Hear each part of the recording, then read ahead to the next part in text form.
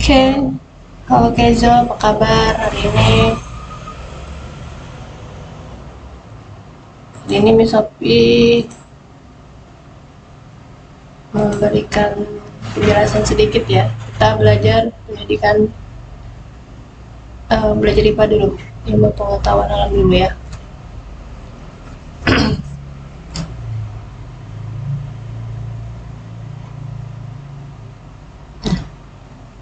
Miss Sophie jelasin dulu. Ya, kita masuk ke bab 8, yaitu tentang pemanasan global ya.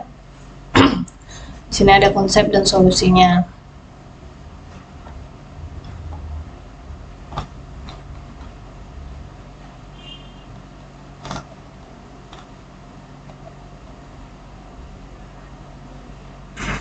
Nah, di sini ada fakta-fakta perubahan lingkungan.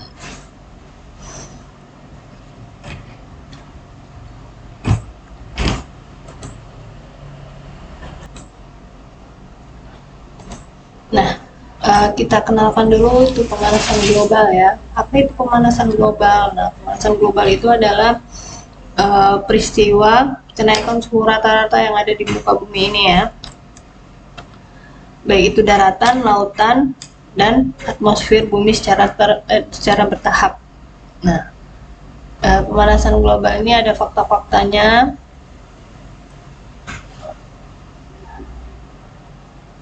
Kayaknya kalau pemanasan global itu udah biasa ya didengar.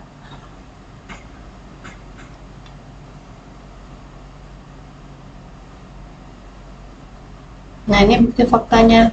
Yang pertama itu ada peningkatan suhu permukaan air laut. Berdasarkan data yang dirilis Badan Pengamat Kondisi Samudra dan Atmosfer Amerika atau NOAA, suhu samudra secara global mengalami peningkatan sebesar 0,02 derajat Celcius pada Agustus 2019 ya. Permukaan laut mencapai suhu tertingginya sepanjang sejarah pada tahun 2019. Suhu air laut meningkat 2-3 derajat Celcius dibandingkan dengan 3-5 juta tahun sebelumnya. Ya. Kenaikannya itu sangat memang kalau dilihat dari tahun itu lama, tapi kalau dirasakan itu dampaknya sekarang kita yang merasakan itu sangat terasa ya. Semakin lama semakin hari itu panasnya itu beda, nggak seperti sebelum-sebelumnya.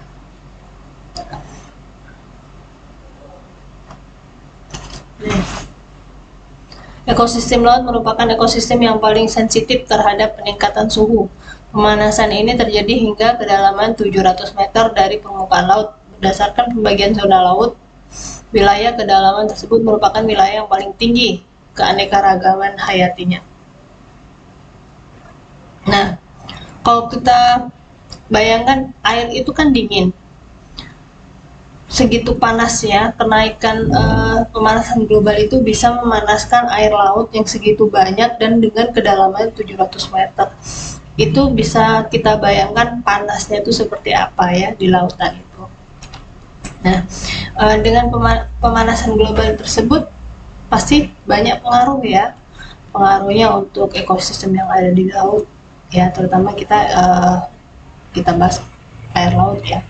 Nah, pemanasannya itu sangat banyak dampaknya, apalagi untuk hewan-hewan yang ada di lautan.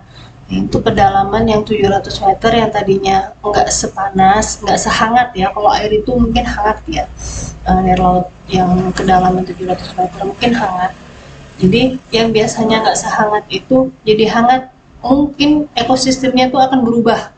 Misalnya kayak berubah warnanya berubah, atau mereka akan pergi ke perairan, cari perairan yang lebih dalam lagi, atau perairan lain yang masih tidak terlalu hangat seperti itu. Tetapi juga ada dampak positifnya. Ada beberapa hewan ekosistem laut yang mungkin mencari yang lebih hangat airnya ketimbang air yang dingin ya. Nah, suhu perairan berpengaruh pada karang. Meningkatnya suhu perairan menyebabkan karang mengalami pemutihan atau bleaching ya. Nah, karena panas dia, hangat jadi air lautnya, kemungkinan kalau satu hari terpapar sinar matahari, air itu akan menjadi panas ya. Nah, itu akan mempengaruhi ya, seperti misal kita dibilang berpengaruh dengan ekosistem yang ada di perairan tersebut ya. Contohnya ini ada menyebabkan karang mengalami pemutihan atau bleaching ya, sehingga karang sulit tumbuh dan rentan penyakit sehingga terjadi kematian massal. Nah, kalau sudah terjadi kematian massal, takutnya akan punah ya. Seperti yang telah kita ketahui bahwa karang merupakan habitat berbagai biota laut. Ketika karang mengalami kerusakan, berarti kehidupan biota laut lainnya terancam. Nah, seperti itu ya.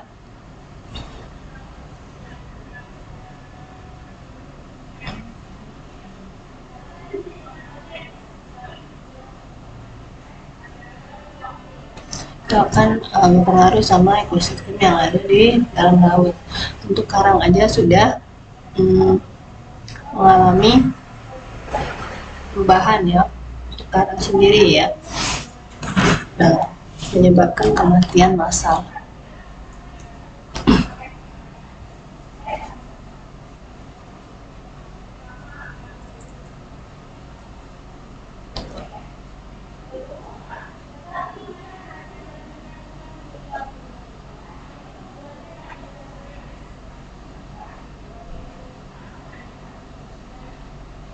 Nah, di sini ada terumbu karang, udah kerikil, penyu. Makhluk hidup yang bergantung pada suhu permukaan air laut nih, hewan-hewan yang berpengaruh sangat berpengaruh dengan suhu air laut ya. Jadi kalau suhunya dingin, mungkin mereka akan lebih banyak yang tinggal di perairan tersebut. Kalau sudah mulai hangat, mungkin mereka akan pergi dengan sendirinya karena takut ya, seperti karang tadi mengalami kematian massal ya. Nah, kalau sudah terjadi kematian massal itu bisa kemungkinan besar akan menjadi kemudahan. Seperti itu. Beberapa spesies memiliki siklus hidup dan proses reproduksi yang dipengaruhi oleh suhu.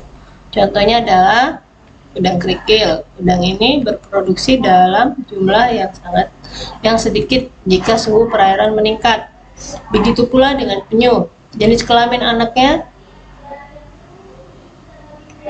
dipengaruhi oleh suhu. Jika suhu perairan hangat, maka anaknya penyu dominan betina. Sedangkan jika perairan dingin, maka anak penyu dominan jantan. Nah, ini juga berpengaruh nih.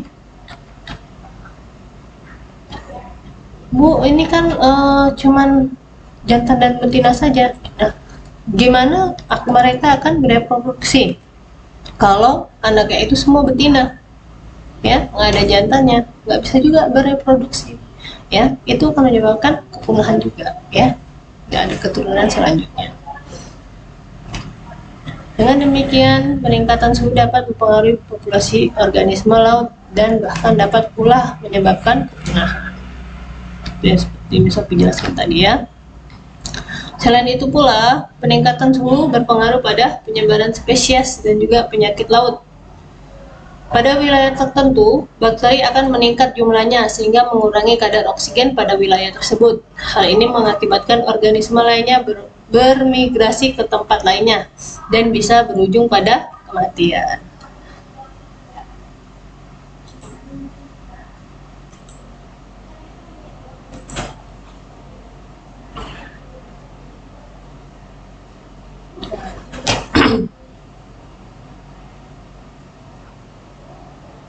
Nah, selain penyebaran spesies, juga ada penyakit laut ya.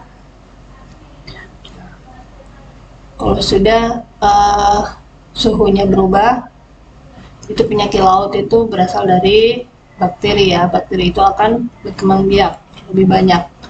Nah, itu akan mengurangi kadar oksigen. Sedangkan biota laut itu, ekosistem yang ada di laut itu juga membutuhkan oksigen ya. Baik itu hewan, tumbuhan yang ada di dalam laut juga membutuhkan oksigen. Jadi kalau oksigennya itu lebih sedikit, itu kemungkinan akan mempengaruhi kehidupan ekosistem yang ada di laut. Ya, seperti kita lah manusia.